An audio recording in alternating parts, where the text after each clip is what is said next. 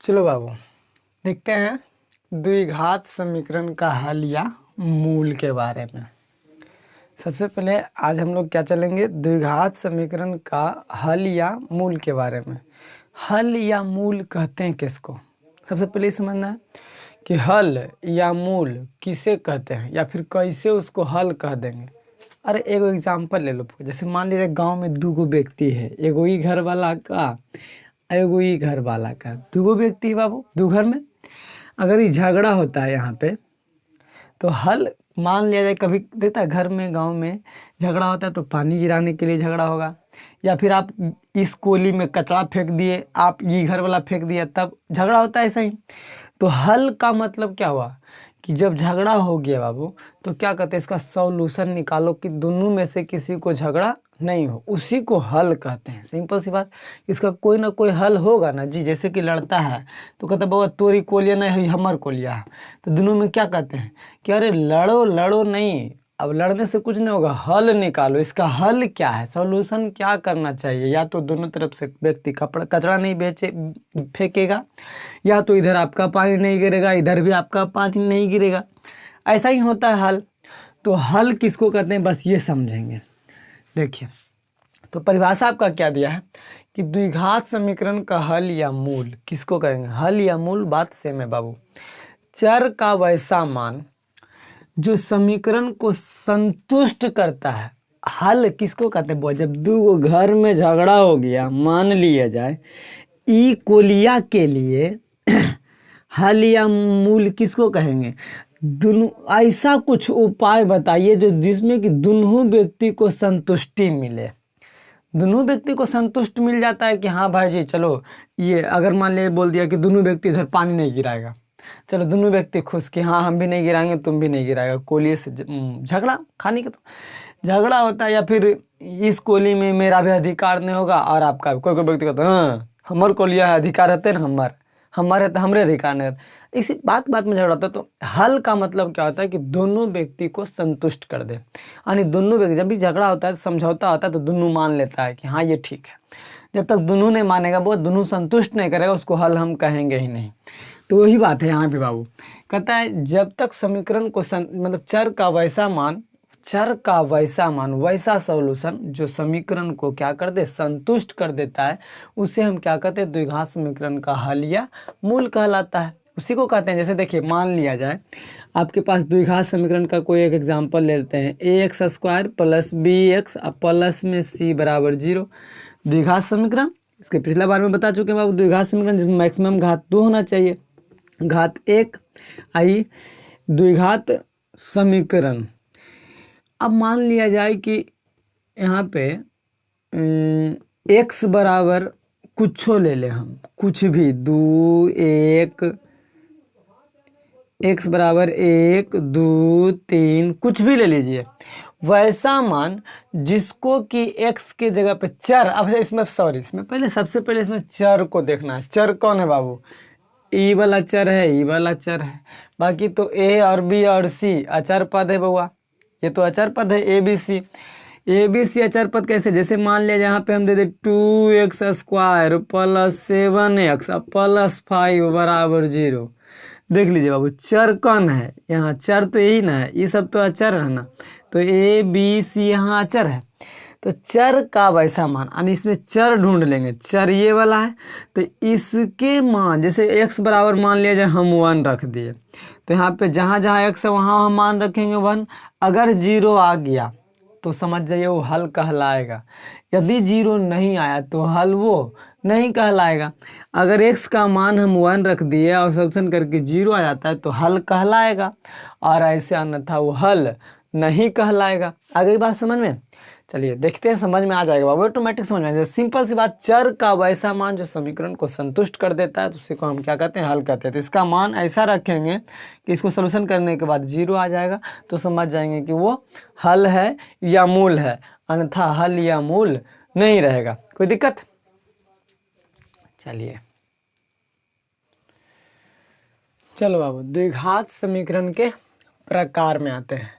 द्विघात समीकरण 2 प्रकार के होता है। द्विघात समीकरण कई प्रकार के बउआ, 2 प्रकार के। कौन कौन, एगो शुद्ध और एगो मिश्रित।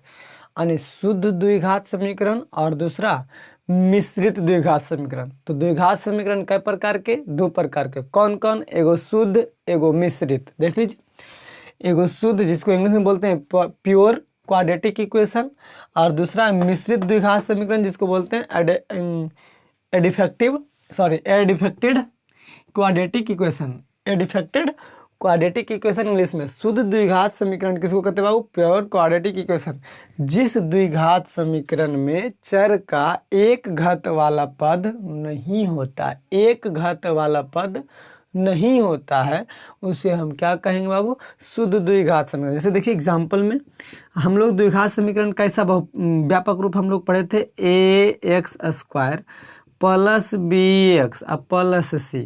देखिए इसमें घात चर तो ये है, x वाला चर है, तो चर में यहाँ पे घात 2 गो है, लेकिन बोला इसमें एक घात वाला पद, इस पे एक घात नहीं कुछ है, तो यानी ये वाला पद नहीं होना चाहिए, तभी उसको शुद्ध कहेंगे।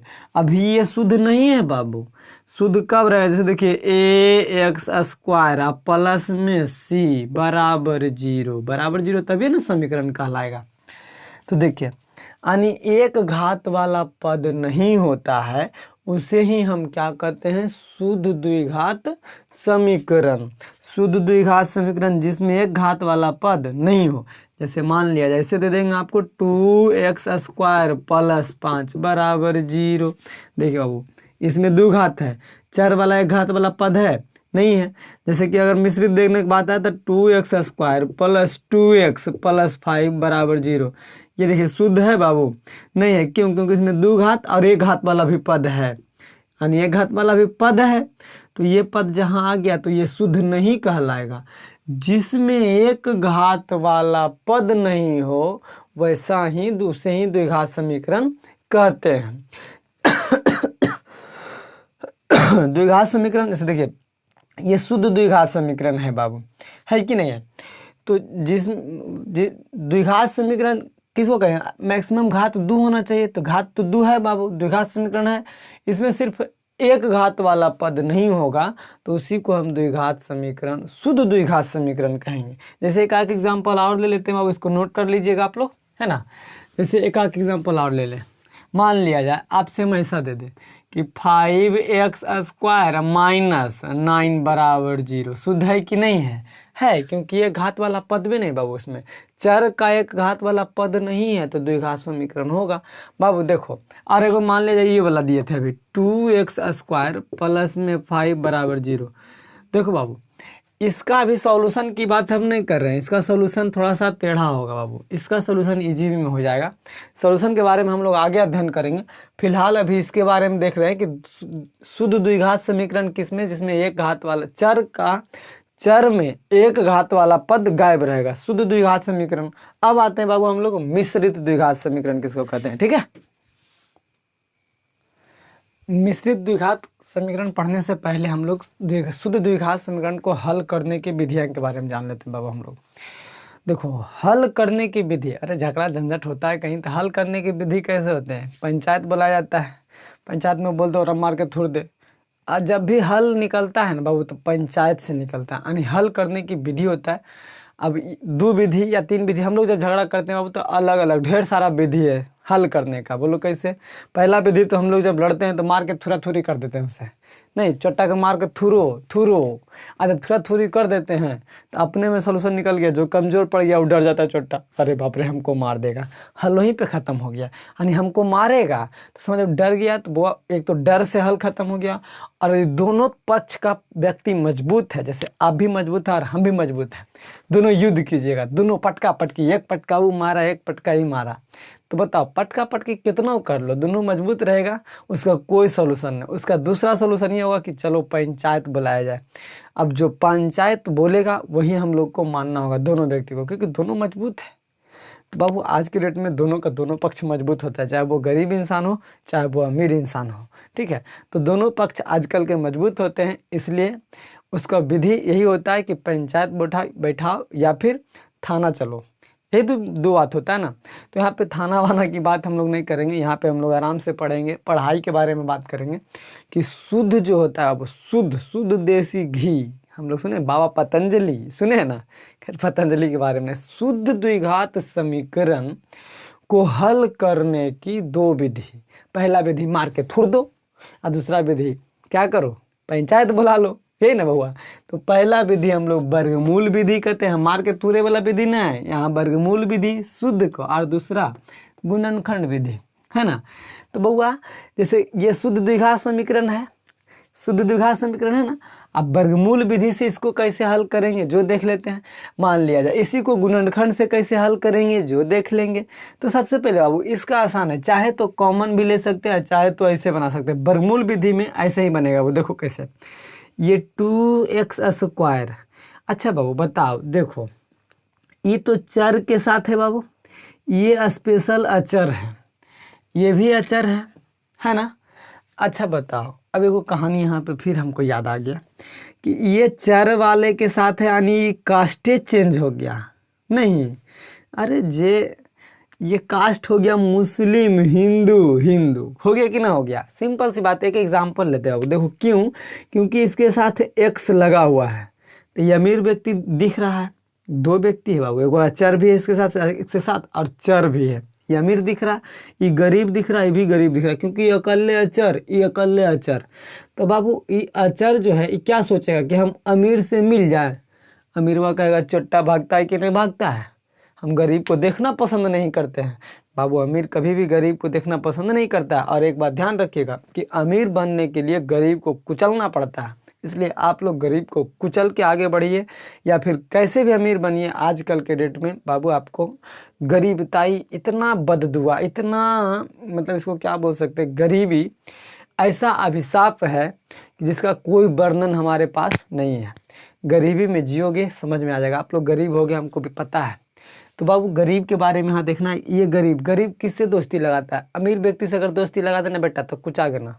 सिंपल सी कह देता है कि अमीर व्यक्ति से दोस्ती लगाया तो कुछ आ जाएगा, या तो कुछ आ जाएगा या तो अमीर बन जाएगा अमीर व्यक्ति के साथ रहोगे तो। लेकिन ज़्यादातर दोस्ती जो होता है बराबरी वालों से दोस्ती होता है, यानी आप गरीब हो तो ज़्यादा दोस्त आपका कैसा रहेगा, गरीब रहेगा। तो यहाँ पे बाबू ये दोस्ती किससे करना चाहेगा, इससे कभी करना चाहेगा नहीं, इससे करना चाहेगा। लेकिन यहाँ पे इसके साथ समस्या खड़ा क्या हो रहा है कि बाबू ये बराबर के इधर और उधर का समस्या है। तो या तो ये कहेगा हम आपके पास आ जाएंगे, या तो ये कहेगा हम आपके पास चलाएंगे। लेकिन ये सोचेगा कि मेरे पास ही आ जाए, क्योंकि इसके साथ ही रहेगा ही नहीं। क्योंकि अमीर व्यक्ति है, अमीर व्यक्ति बहुत कम रहता है, वो अमीर के साथ जब भी जाएगा गरीब के साथ जाएगा। तो देखो ये 2x² है बाबू, अभी जाएगा इस गरीबा के पास में तो बराबर तो यही रह जाएगा ना। ई उठ के चल गया, बराबर के बाद तो जीरो था, जीरो रह गया बाबू। ई उठ के चल जाएगा इसके साथ, तो ये माइनस में था, इधर आकर के प्लस में हो जाता है। जब भी ये दोस्ती चेंज करता है, बराबर के इस तरफ और उस तरफ का मामला होता है तो चिन्ह चेंज करके ले जाता है। इसके बारे में कहानी बताएंगे आप लोग को, देखिएगा। तो ये माइनस में था बाबू, इधर इसके साथ आ गया तो प्लस में आ गया। बराबर अभी घसक के देखिए बाबू, इसको उठा के इधर ले जाएंगे तो बराबर तो यहीं आ जाएगा ना। तो इधर चला गया, इधर दोस्ती कर लिया इसके साथ। तो अब ये अकेले पड़ गया 2x² बराबर में 0 के साथ 8 जुड़ करके ये अकेले 8 बन गया कि नहीं बन गया। अब देखिए बाबू ये भी अचर पद है। अब ये भी सोचेगा कि हम इस चर पद से हट करके हम अचर के साथ चले जाएं। तो बाबू यहाँ पे ये तो इसका मतलब 2x² लिखा हुआ है, 2 गुना x² बराबर में 8, बीच में गुना छुपा हुआ रहता है, हम लोग जानते ही हैं। तो बताओ ये 2 जो है इसके साथ जाएगा तो भागा में नहीं चला जाएगा बाबू, ये x² बच जाएगा। ये 2 अब इसके साथ जाएगा, बोलेगा अब हम ये चर के साथ नहीं रहेंगे, क्योंकि दोनों अलग अलग कास्ट है बाबू, सेम कास्ट है नहीं कि गुना हो जाएगा। ये अलग अलग कास्ट है, यहाँ पे ये अलग, एगो चर है बाबू, अचर है तो अचर वाला अचर के तरफ जाएगा, इधर गुना में, इधर जा करके भागा में चल जाता है। वो भागा का मतलब बटा, कट जाएगा 4 बार में, यानी x² बराबर क्या हो गया बाबू 4। अब देखेंगे ये x² है बाबू, x² बराबर में 4। जब ये स्क्वायर हुआ देखो बाबू, ये भी अचर पद, ये तो चर है, ये भी चाहेगा हम इसके साथ चले जाएं। तो जब इसके साथ जाएगा तो इधर आकर के स्क्वायर है तो इधर आकर के रूट में हो जाता है, इधर स्क्वायर तो इधर आकर के रूट में। लेकिन कैसे, प्लस अब माइनस के साथ आएगा। क्यों, क्योंकि 10th में पढ़ना हो कि जब भी स्क्वायर उधर जाएगा तो रूट के आगे प्लस माइनस लगेगा। चलिए देखते हैं, x बराबर प्लस माइनस √4 का वर्गमूल 2 निकलता है, हम लोग जानते हैं, यानी x बराबर 2 माना गया। कौन बाबू, एगो 2 और एगो माइनस 2, एगो प्लस माइनस 2, मतलब एक बार प्लस में 2 एक बार माइनस में 2, एक्स का 2 मान आ गया। यानी वर्गमूल विधि हम लोग समझ गए। करना कुछ नहीं है, सिर्फ इधर उधर कर देंगे वो अपना अपना पद। जैसे एक्स स्क्वायर था माइनस में था, इधर आ गया प्लस में, इधर आ गया बाबू गुना में, इधर भागा में, एक्स का मान आ गया 2 मान। यानी 2 मान जब भी द्विघात समीकरण का 2 गो हल होता है, कई गो होता है बाबू? 2 गो हल होता है, एगो प्लस वाला और एगो माइनस वाला। चलिए आगे देखते हैं। अब गुणनखंड विधि देखते हैं बाबू। इसी एग्जाम्पल मान लिया यही लेते हैं हम, शुद्ध द्विघात समीकरण को 2x स्क्वायर अब माइनस में 8 है बाबू बराबर में 0। अब इसको गुणनखंड विधि कैसे करेंगे? देखिए इसमें कॉमन ले सकते हैं ना बाबू, 2, इसमें भी 2 है। देखिए कैसे कॉमन लेंगे, 2x स्क्वायर 2 गुना में है छुपा हुआ यहाँ पे, अब माइनस, इसको हम लिख सकते हैं 2 गुना 4 बराबर 0, क्योंकि 4 गुना 2 8 है तो होगा। देखिए इसमें 2 दोनों में, यहाँ भी 2 है बाबू यहाँ भी 2 है, तो 2 को बाहर कर देंगे, कॉमन का मतलब बाहर कर देंगे। क्या बच जाएगा यहाँ पे? एक्स स्क्वायर, क्योंकि 2 तो बाहर हो गया, माइनस यहाँ 2 बाहर हो गया तो 4 है ना बचेगा बाबू बराबर में 0। अब देखिए सबसे पहले ई उधर जाएगा, क्योंकि इधर ब्रैकेट का मतलब गुना होता है, तो ई अचर वाला का हमको अलग कर दिया छोटा। चलो कोई बात नहीं, हम अलग हो गए तो हम इधर चल जाते हैं, इसके साथ दोस्ती करेगा बाबू। इधर तो बच जाएगा एक्स स्क्वायर माइनस 4 बराबर, इधर 0 था नूनू, इधर आके गुना में ना था, वो ब्रैकेट का मतलब गुना होता है, तो इधर तो आकर के भागा बन जाता है, तो 0 भागा समथिंग 0 ही होता है ना बाबू। यानी एक्स स्क्वायर माइनस 4 बराबर ही 0 ही हो जाएगा, कोई दिक्कत? अब देखिए बाबू, अब ये भी कह रहा है क्या, हम तुम्हारे साथ नहीं रहेंगे, क्यों? क्योंकि ये अलग कास्ट, ये अलग कास्ट है बाबू, ये अचर है, सॉरी ये अचर है, ये चर है, तो ये भी चल जाएगा अचर तरफ। यानी एक्स स्क्वायर बराबर बच जाएगा, इधर माइनस में था तो इधर इसके साथ जाएगा तो प्लस में चला जाएगा, जाएगा कि नहीं जाएगा? समझ रहे होंगे आप लोग। एक्स स्क्वायर बराबर में इधर जोड़ देंगे तो 4। अब बताइए अच्छा, इसको एक चीज़ और कर सकते थे बाबू, देखो इसको गुणनखंड विधि से बनाना था, सॉरी इसको हम वही चीज़ फिर ला दिए थे, इधर उधर कर दिए थे। चलिए कोई बात नहीं, यहाँ तो अब गुना में था तो इधर आकर के भागा में, यहाँ तक तो समझ में आ गया होगा। यानी एक्स स्क्वायर माइनस 4 बराबर में 0/2 0। गुणनखंड विधि करेंगे बाबू, यहाँ से गुणनखंड कर देंगे इसको। देखिए एक्स स्क्वायर माइनस 2 का स्क्वायर लिख सकते हैं बराबर में 0। अब देखिए हम लोग फार्मूला पढ़े थे, क्या पढ़े थे बाबू? ए स्क्वायर, 9th में, ए स्क्वायर अब माइनस बी स्क्वायर बराबर क्या होता है? ए प्लस बी इंटू ए माइनस बी, यही फार्मूला होता है। देखिए फार्मूला पर सेट हो रहा है, ए स्क्वायर माइनस बी स्क्वायर बराबर ए प्लस बी माइनस ए इंटू ए माइनस बी। यहाँ पे लिख सकते हैं x plus 2 into x minus 2 बराबर 0, फार्मूला पे सेट कर दिए हम। इतना बराबर इतना होता है, इतना बराबर इतना लिख दिया, एक बार प्लस में एक बार माइनस में, एक बार प्लस में एक बार माइनस में। चलिए तब एकाई की गुणनखंड जब हो गया वो, तो एकाई की मान 0 रख दीजिए, एक बार एक्स प्लस 2 बराबर 0, एक बार रख दीजिए एक्स माइनस 2 बराबर में 0। अब उधर कर दीजिए बाबू, x बराबर में इधर आकर के प्लस में बाबू, इधर इसके साथ जाएगा तो -2, इधर माइनस में है तो इसके साथ जाएगा तो 0 + 2 यानी 0 + 2 यानी कि 2, यानी x बराबर इधर भी तो वही आ गया ना मान, एक बार 2 आ गया बाबू, एक बार -2 आया। देखिए इधर 2 आया, यहाँ पे -2 आया, उधर जाकर के माइनस में बन गया ना, यानी दोनों में मान सेम आया। तो गुणनखंड विधि में बाबू देखेंगे कि गुणनखंड होना चाहिए, 2 गुणनखंड, गुणनखंड का मतलब गुना के रूप में, जैसे कि 4 का गुणनखंड हम लोग जानते हैं क्या, 2 गुना 2, तो अपने 4 आया, तो बाबू इसका गुणनखंड होना चाहिए, गुणनखंड के रूप में आ गया, गुणनखंड के रूप में 0 कर देंगे। खैर आगे चल करके कहानी चलेगा, जब हम लोग एक्सरसाइज में आएंगे तो बहुत अच्छा से समझाएंगे, ठीक है। अभी इतना समझिए कि ये वर्गमूल विधि ऐसे बनेगा और गुणनखंड विधि आगे चल करके गुणनखंड विधि में उसको तोड़ देना है, ठीक है। चलो बाबू देखो, मिश्रित द्विघात समीकरण, अब दूसरा रूप पे आ गया बाबू। द्विघात समीकरण 2 प्रकार के, कौन कौन? एगो शुद्ध और एगो मिश्रित। जैसे हम लोग धर्म में बाबू 2 धर्म होता है, 3 धर्म, धर्म तो अनेक होते बाबू, कितना धर्म है हमें नहीं मालूम, लेकिन धर्म से हम लोग क्या मानते हैं? एक हिंदू और दूसर का मुसलमान, सिख, ईसाई, 4 धर्म 5 धर्म, सब धर्म के लोग हैं बाबू। तो यहाँ भी शुद्ध द्विघात समीकरण द्वितीय धर्म में बनता है। कौन कौन बाबू? एगो शुद्ध और एगो मिश्रित। शुद्ध के बारे में हम लोग पढ़ लिए, शुद्ध को हल करने का 2 तरीका, एगो मार के थूर दो, एगो कौन बाबू? एगो था वर्गमूल विधि और एगो था गुणनखंड विधि। अब हम लोग मिश्रित में आते हैं। तो मिश्रित द्विघात समीकरण, जिस द्विघात समीकरण में चर का एक घात वाला पद भी शामिल हो, जैसे बाबू 2x² प्लस 3x अब प्लस में 2 बराबर 0। देखिए एक घात वाला भी शामिल हो यानी ये भी शामिल रहेगा तब ये मिश्रित कहलाएगा। अब ये शुद्ध नहीं है, ये कैसा द्विघात समीकरण कहलाएगा? वो मिश्रित। क्यों? क्योंकि इसमें दो घात वाला भी शामिल है, एक घात वाला भी शामिल है और शून्य घात वाला भी शामिल है। क्यों? क्योंकि अचर पद हमेशा शून्य घात का बहुपद होता है, पिछले वीडियो में बता चुके हैं। तो ये क्या इस दो घात वाला भी, एक घात वाला भी और एगो शून्य घात वाला भी, यानी इसमें ये 0 नहीं होना चाहिए, यहाँ भी 0 नहीं होना चाहिए। अगर दोनों में से कोई एक, जैसे मान लो द्विघात बहुपद ax² प्लस bx अब प्लस में सी, देखिए एक घात वाला भी शामिल है, जहाँ पे a बराबर 0 नहीं होना चाहिए और b बराबर भी 0 नहीं होना चाहिए, यानी यहाँ पे दोनों जगह पे 0 नहीं होना चाहिए। क्यों? क्योंकि अगर 0 हो जाएगा वो तो ये लुप्त हो जाएगा या फिर ये लुप्त हो जाएगा, दिक्कत हो जाएगा।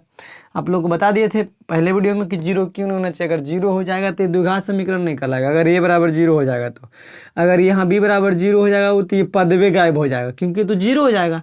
तो जब 0 है तो मिश्रित नहीं कहलाएगा, इसलिए a भी नहीं 0 होना चाहिए और b के जगह पे भी 0 नहीं होना चाहिए, यानी यहाँ भी 0 नहीं, यहाँ भी 0 नहीं, बाकी कोई भी संख्या हो सकता है। तो आगे होगा समझ में मिश्रित, जिसमें एक घात वाला भी पद शामिल होता है, उसे मिश्रित समीकरण का द्विघात समीकरण कहते हैं। द्विघात मतलब मैक्सिमम पावर 2 होना चाहिए। आप लोग को समझ में आ गया होगा। अब हम लोग सीखेंगे कि मिश्रित द्विघात समीकरण को हल करने की 4 विधि होते हैं बाबू। शुद्ध के 2 और मिश्रित के 4। आप लोग को पढ़ना है बुक में मात्र 2, लेकिन हम लोग पढ़ेंगे 4। कौन कौन? सबसे पहला होता है पूर्ण वर्ग विधि, फिर दूसरा श्रीधराचार्य विधि, तीसरा गुणनखंड विधि, चौथा प्रतिस्थापन विधि, द्विघात सूत्र विधि, बहुत सारे विधि बाबू, लेकिन कुछ कुछ में है कि 2 विधि को एक ही नाम से जानते हैं हम लोग। तो हम लोग मिश्रित को आगे पढ़ेंगे, फिलहाल पढ़ लेंगे, अभी पढ़ ही लेते हैं। चलिए एग्जाम्पल में इसको हम लोग दे सकते हैं ax² प्लस bx अब प्लस में c बराबर में 0। ये मिश्रित द्विघात समीकरण हो गया। क्यों? क्योंकि इसमें एक घात वाला भी शामिल हो गया। दो घात वाला, एक घात वाला, अचर पद शून्य घात का बहुपद होता है।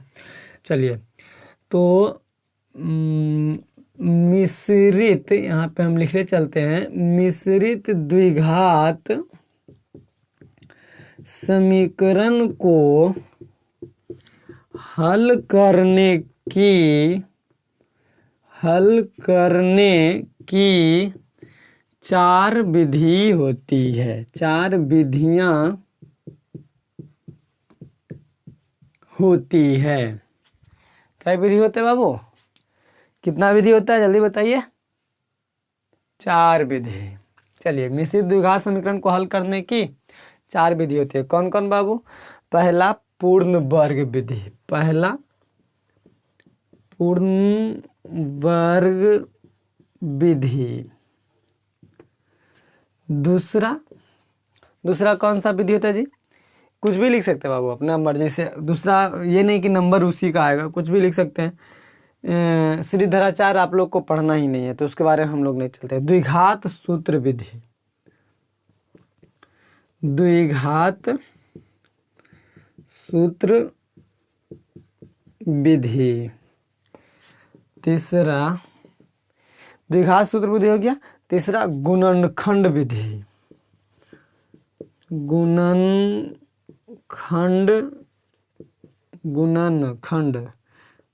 लगता है गलती लिख देते हैं हम लोग, गुणनखंड ऐसे लिखाता है जी, गुणनखंड, गुणन गलती लिखा हुआ है ना,